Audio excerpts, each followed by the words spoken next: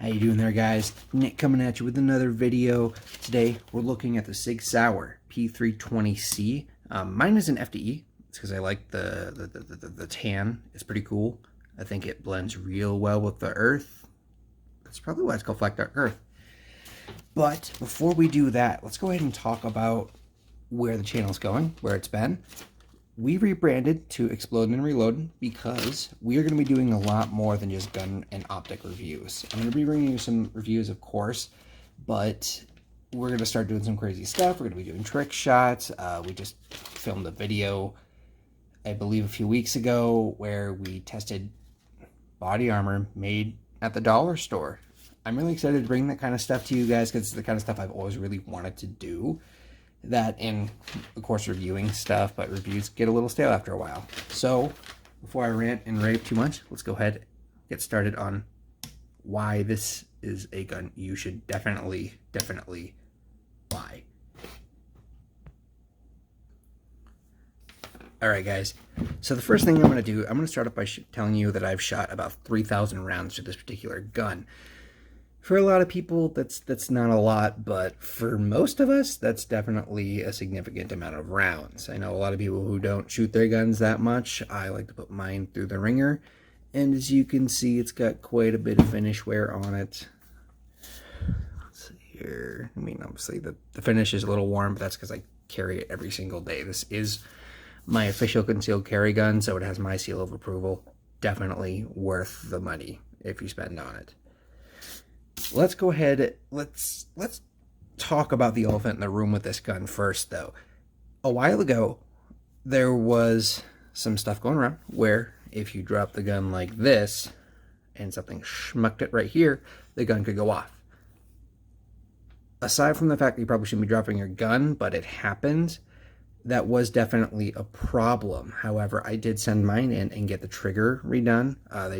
They did an excellent job redoing my trigger. It feels the same almost. It may be a little bit crisper, but basically it just meant that this trigger came back a lot thinner. This thing is much thinner than when I first got the gun. It's a little bit fatter than it used to be, but excuse me, it's a little bit thinner than it used to be, but I can't tell the difference in the trigger pull. So there is that. Now, this versus a Glock, that's going to be the big debate, really. Most people are going to be trying to choose between this gun or a Glock.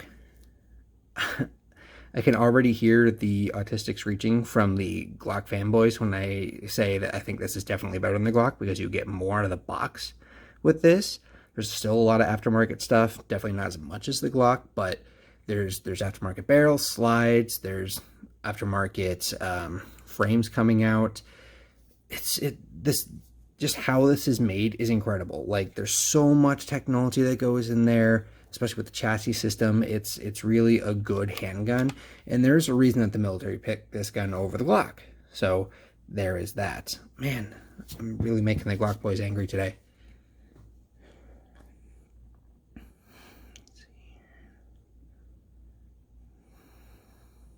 So let's go ahead. We'll talk about our features.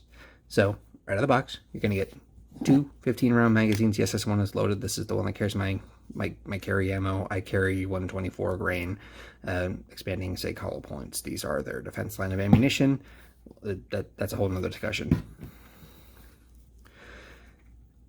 Like I said, two 15-round magazines. This is a pretty ambidextrous gun. You can swap the magazine release from this side over to this side, or well, this side to this side, and vice versa without a whole lot of effort. It doesn't. I think there's a little pin you have to push in here. This will all come out and then just swish right on over to the other side. Love it. Dual slide, stop, and release on both sides. Very nice. Pretty easy to actuate with your thumb. Love it. My favorite thing about this gun, it came with night sights just right out of the box. Now, I know for a lot of people it's not really a big deal, but for the price I got this gun at, you can find these things for about 400 bucks. That's awesome. You know, night sights, they're expensive, especially if you get a really good pair. These are pretty equivalent to a Trijicon pair of night sights, and I would say that for the money, you're definitely getting an excellent gun right out of the box, because aside from a few finish details and a manual safety, This is almost exactly what the Army's getting, guys. It's awesome. Accuracy wise, it's a striker fired handgun. You're not gonna get like super accurate groups, but it is good. It's gonna be enough for you to be able to hit whatever target you're aiming at within room distance and not have to worry about, you know, zipping off to the side like some guns I know. One of the real big selling points on this gun is its modularity. This uses a chassis system that's very similar to the Steyr M9 chassis system, and yes, they did try to sue Sig, and I believe they lost that lawsuit because this is definitely a different type of system. It's a really good system because it's really easy to take apart the gun, pop out the assembly, and then just pop it into another frame. You can get the Sig X5 grips for these. You can buy ones from, I think Strike Industries is working on one. There's another company that's coming out with one. Strike Industries is also making a PDW chassis too, which I think is really cool because there's already a PDW chassis out there. It's about $500.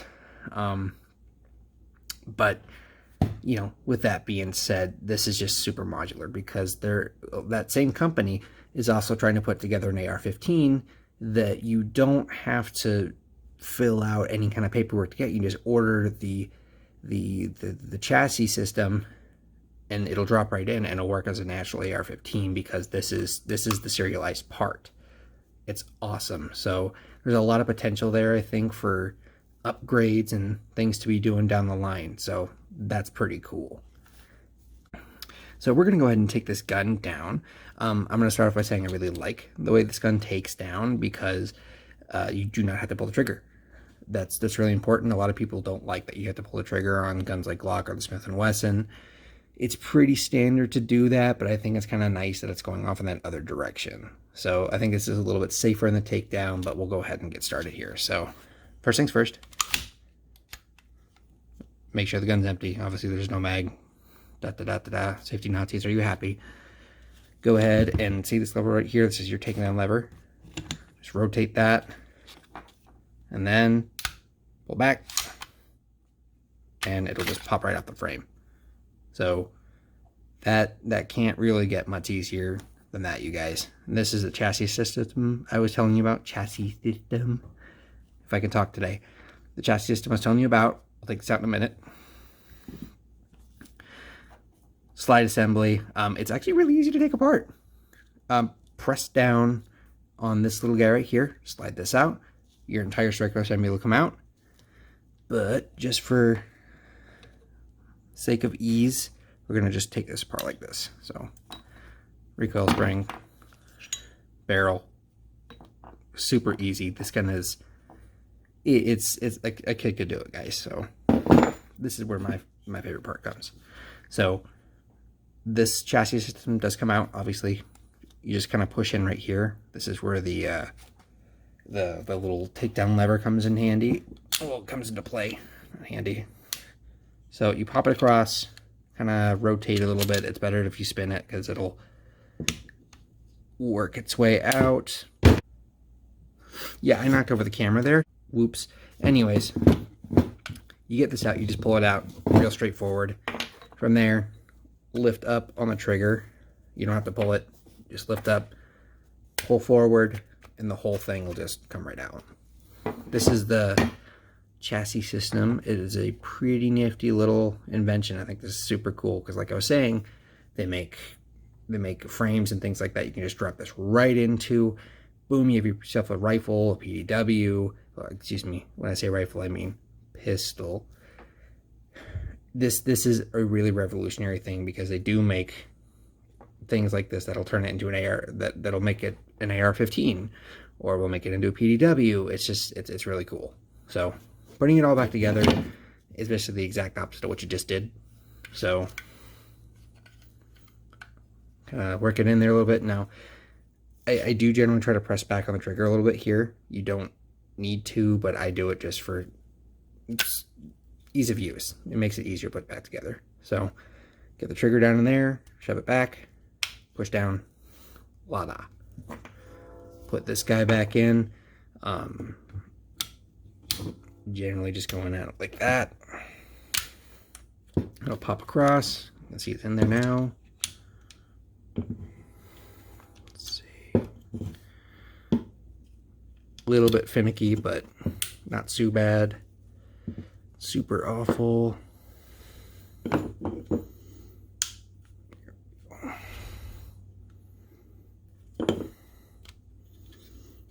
A lot of this, just getting this back in, is just spinning it back and forth to try to get it to seat properly. So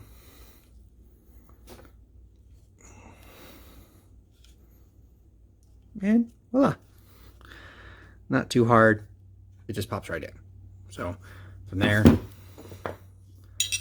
like literally any other handgun,